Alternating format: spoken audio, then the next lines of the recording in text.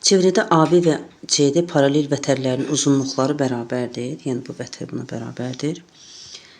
AMB qövsünün uzunluğu, dərəcə ölçüsü daha doğrusu 2x üstəgəlsin 20 dərəcədir. CND qövsünün dərəcə ölçüsü isə 3x çıxılsın 20 dərəcədir. Olarsa ADC-nin dərəcə ölçüsü bizdən tələb olunur. Bərabər qövslər, bərabər vətərlər, yəni qaydasından istifadə edək. AB CD-yə bərabərdirsə, onun çevrədən ayırdığı qövslərin də dərəcələri bərabərdir. Uzunluqlar da bərabərdir, dərəcə ölçüləri də bərabərdir. Yəni 2x üstəgəlinsin 20 dərəcə bərabərdir 3x çıxılsın 20 dərəcəyə. 3x-dən 2x çıxaq, məhsulları bir tərəfə, məlumatları bir tərəfə keçirək və 20 ilə də 20-ni toplayaq. Alınır x bərabərdir 40 dərəcə.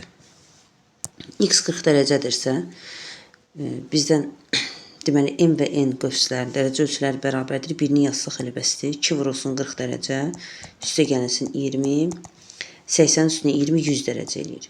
Deməli, bir qövs burada 100 dərəcədir. Digər qövs də 100 dərəcədirsə, çevrə də tam 360 dərəcə olduğu üçün 100, 100, 200, 200, biz 360-dan 200-ü çıxsaq qalar 160, 160-ı da yarı bölək. Çünki AC qövsü ilə də BD qövsü bir-birinə bərabər olacaq. Paralel vətərlərin çevrədən ayırdığı, yəni qövslər də bərabərdir.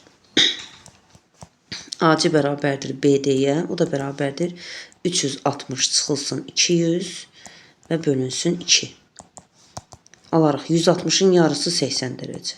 Deməli, AC qövsü 80 dərəcədir. ADC daxili bucağı isə 80 dərəcəli bu AC qövsünə söykənir. Deməli, onun yarısı qədərdir. 80 bölünsün 2 bərabərdir 40 dərəcə. Doğru cavabımız 40 dərəcə.